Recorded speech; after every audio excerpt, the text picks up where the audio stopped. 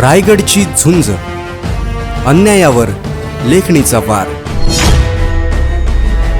नगर परिषदेच्या दुर्लक्षामुळे न्यायदेवतेच्या स्मारकाची विटंबना सुरूच. ऐतिहासिक व प्रेरणादायी स्मारकांची हेळसांड. नगर परिषदेच्या भोंगळ कारभारावर संताप. न्यायदेवतेचा तराजू तुटला, गॅव्हल भग्न. कोपरा गार्डन मधील स्मारकाची दुरावस्था.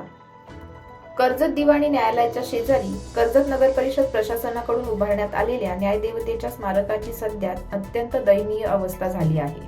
कालांतराने नगर परिषदेच्या भोंगळ व उदासीन कारभारामुळे शहरातील कोपरा गार्डन नावाने उभारण्यात आलेली अनेक स्मारकं भीषण दुरावस्थेत गेली असून त्याचाच प्रत्यय न्यायदेवतेच्या स्मारकाच्या बाबतीत येत आहे.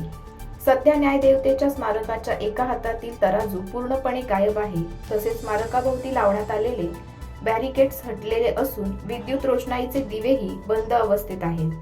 परिणामी हे स्मारक असुरक्षित व विद्रूप अवस्थेत उभे असून नागरिकांमध्ये तीव्र नाराजी व्यक्त होत आहे. यापूर्वी तत्कालीन मुख्याधिकारी वैभव गारवे यांच्या निदर्शनास ही बाब आणून दिल्यानंतर त्यांनी तात्काळ दखल घेत स्मारकाची दुरुस्ती करून घेतली होती.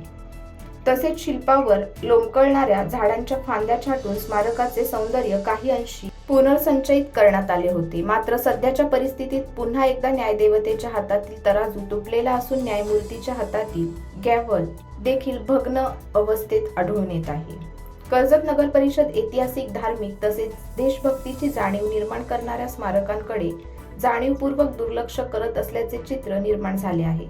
शहराच्या वैभवात भर घालणारी ही स्मारकं आज उपेक्षेमुळे नष्ट होण्याच्या मार्गावर आहेत. तरी विद्यमान मुख्याधिकारी तानाजी चव्हाण तसेच नवनिर्वाचित लोकप्रतिनिधी यांनी संबंधित विभागातील कामचुकार अधिकाऱ्यांवर विसंबून न राहता स्वतः जातीने लक्ष घालून न्यायदेवतेच्या स्मारकाची होणारी विटंबना तात्काळ थांबवावी. तसेच स्मारकाची शास्त्रोक्त दुरुस्ती करून त्याला पूर्वीचे गतवैभव प्राप्त करून द्यावे अशी जोरदार अपेक्षा नागरिकांकडून व्यक्त केली जात आहे.